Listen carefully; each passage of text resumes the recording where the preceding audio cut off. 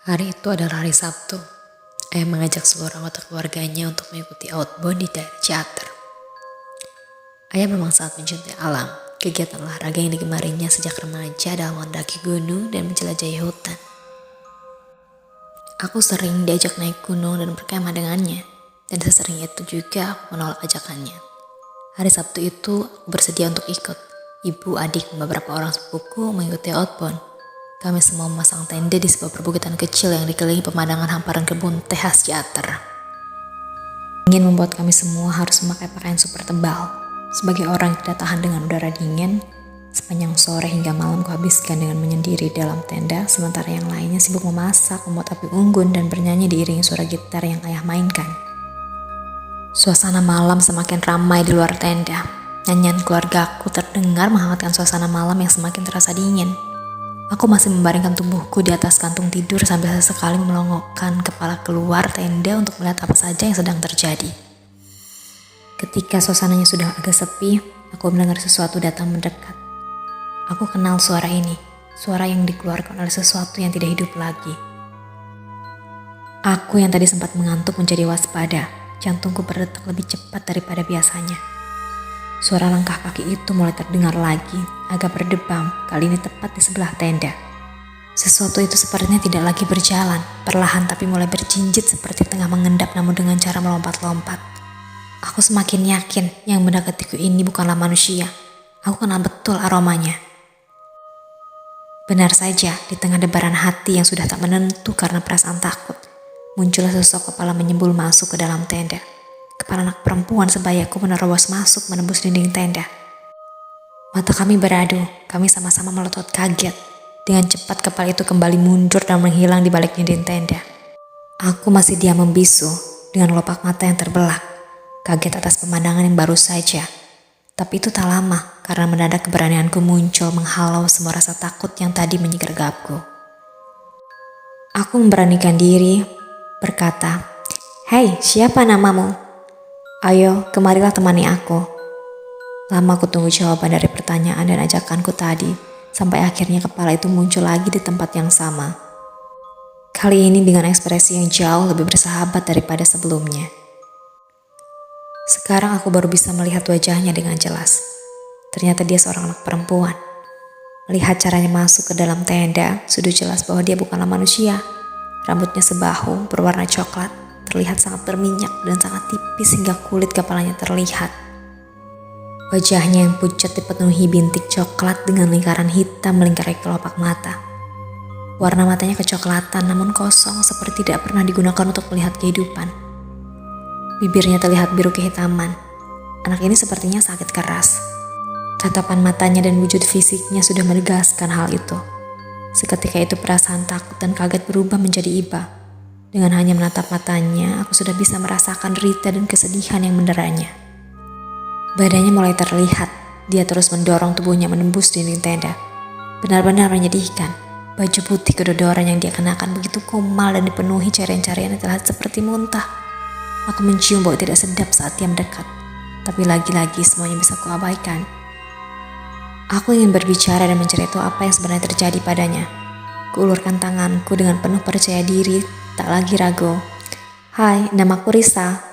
Aku memberikan senyumku yang paling tulus untuk anak perempuan malang yang kini siap membuka mulutnya di depanku. Samantha. Dia menundukkan kepalanya sambil sesekali mengelus bagian kepalanya yang tadi tumbuhi rambut.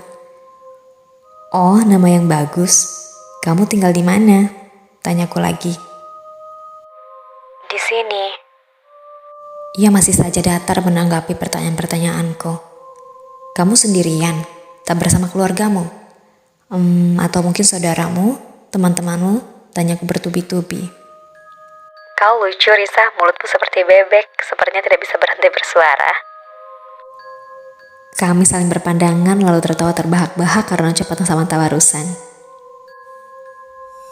Samantha tertunduk lama sekali saat lagi-lagi kusinggung mengenai kesendiriannya di tempat ini. Tempat yang jauh dari kota dan hanya dikelilingi villa peristirahatan, bukit dan kebun teh.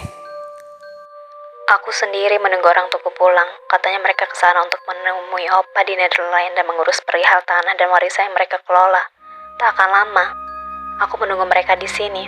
Takut mereka kebingungan mencariku saat pulang nanti. Jawab Samantha. Aku belum mengerti maksudmu. Maaf, apakah orang tuamu juga meninggal sepertimu? Aku tidak tahu, tapi mungkin juga iya. Mengingat umur kematianku saja sudah hampir 80 tahun. Aku masih punya harapan mungkin mereka akan mencariku kemari meski wujud mereka sudah sama sepertiku. Mata Samantha tampak kosong saat dia mulai menceritakan tentang harapan bertemu orang tuanya. Aku tahu pasti ada sesuatu yang buruk terjadi padanya dan keluarganya. Suaranya mulai terdengar bergetar. Sebelum pergi, Papa bilang pada aku bahwa mereka tak akan lama pergi. Bahkan Mama berjanji akan membawakan aku obat yang dapat menyembuhkan penyakit anehku dari Netherlands sana. Aku terhenyak. Kak, kau sakit? Iya, entah apa yang menggeroki tubuhku sebelum mereka pergi. Perlahan-lahan aku menjadi kurus kering. Setiap sendi di tubuhku menjerit kesakitan. Rambutku sedikit demi sedikit berguguran.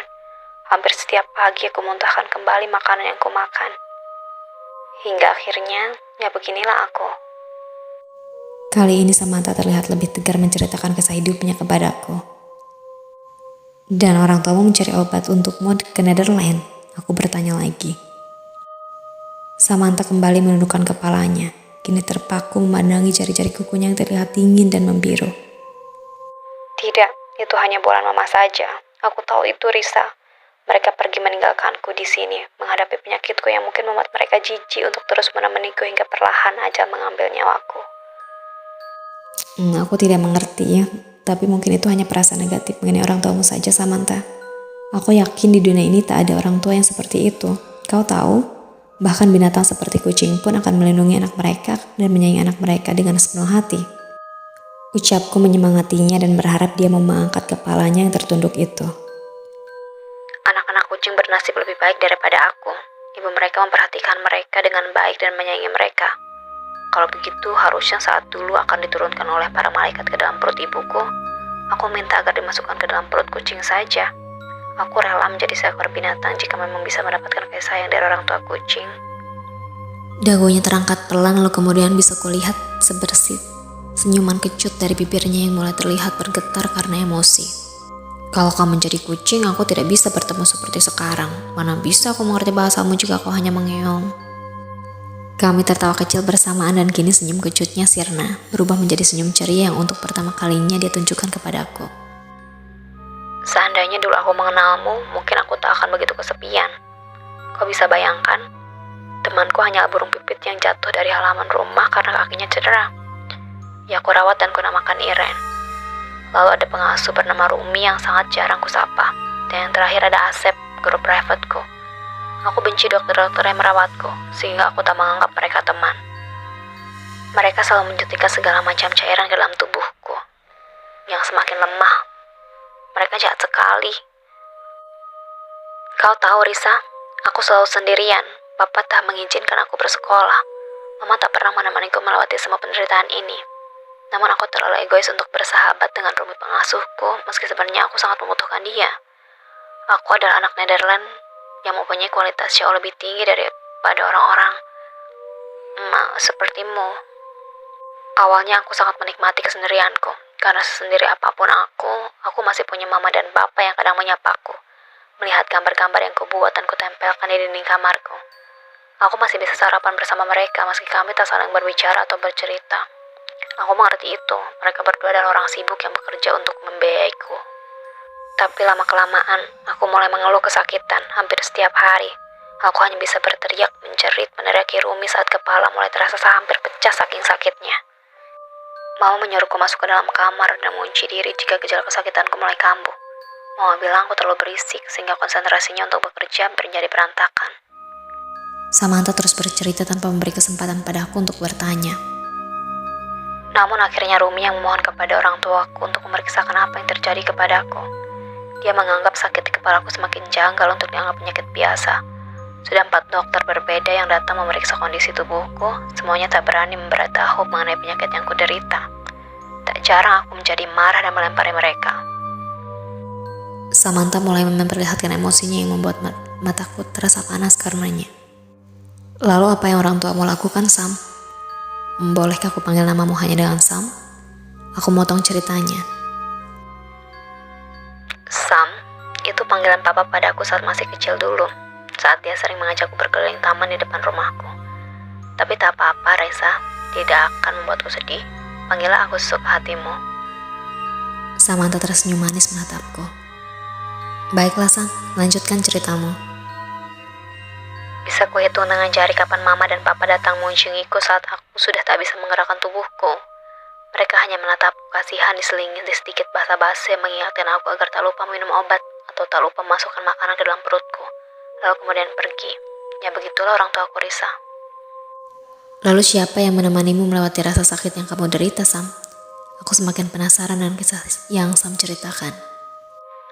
Rumi, dia yang melakukan semuanya untukku. Aku sangat menyesal tak sempat menyampaikan rasa terima kasih dan maafku padanya. Kau tahu, Risa, bahkan napasku berhenti saat berada di pelukannya. Orang yang berhati sangat bersih dan penuh kasih sayang, tetapi jarang kuanggap. Sam kembali menundukkan kepalanya. Kini reman wajahnya terlihat begitu sedih. Entahlah Sam, aku yakin pengasuhmu yang bernama Rumi itu tahu bahwa kau sayang padanya. Bisakah aku sebut sayang? Sambil tersenyum ku tatap mata Samantha dalam-dalam. Ya Risa, aku begitu menyayangi Rumi, bahkan melebihi rasa sayangku pada orang tuaku. Aku yakin dia pasti tahu itu. Kau tidak perlu bicara pun dia pasti paham, Sam. Lalu apa yang terjadi pada orang tuamu? Pertanyaanku itu menghapus senyumnya. Sudah aku bilang mereka pergi setahun sebelum aku mati. Mereka bilang hanya sebentar, hanya mengurus tanah di Netherlands dan akan kembali lagi menemuiku di rumah dan membawakan aku obat. Oh iya, dulunya tanah di belakang bukit ini adalah tanah milik papa.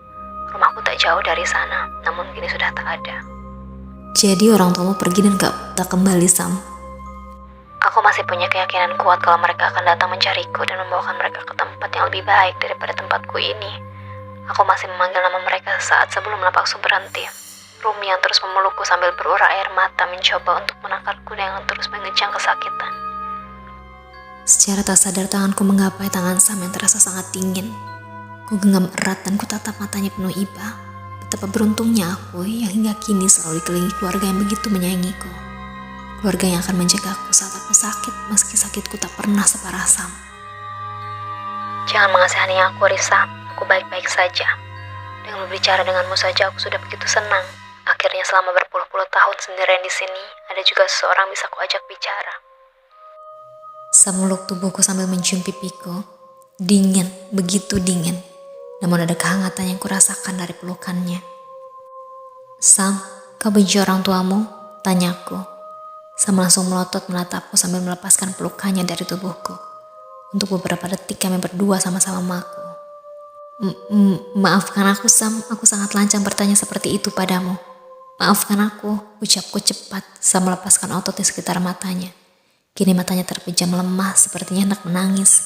Makhluk seperti Sam tidak akan bisa mengeluarkan air mata lagi. Mereka hanya bisa bersuara seolah menangis. Suaranya bergetar mengeluarkan bunyi-bunyian menyerupai isak tangis. Sambil sesekali menggelengkan kepalanya ke kiri dan ke kanan. Aku mulai takut. Yang kutakutkan adalah Sam memperlihatkan wujud aslinya yang bisa saja lebih mengerikan daripada yang terlihat sekarang. Sam sekarang saja sudah terlihat sangat menyedihkan dan cukup mengerikan.